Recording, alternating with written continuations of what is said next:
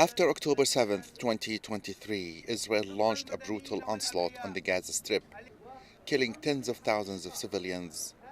Palestinian journalists and media workers have not been spared. Israel has killed 168 Palestinian journalists thus far, including dozens of their family members. Reporters Without Borders has described the Gaza Strip as a graveyard for journalists.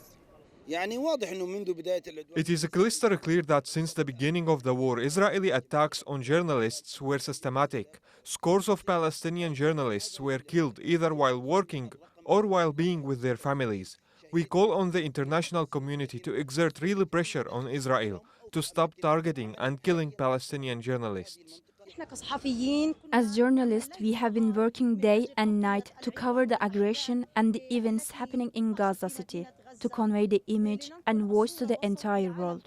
Unfortunately, this has become a means of persecution rather than protection for journalists working in the field.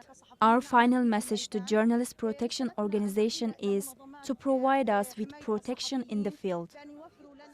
In late July, Israeli forces killed Palestinian journalist Mohammed Abu Daqqa as he was reporting in Khan Yunis.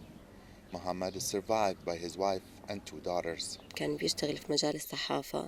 Mohammed was covering the war around Nasser Hospital, and when an airstrike targeted the center of Khan Yunis, he went to cover it.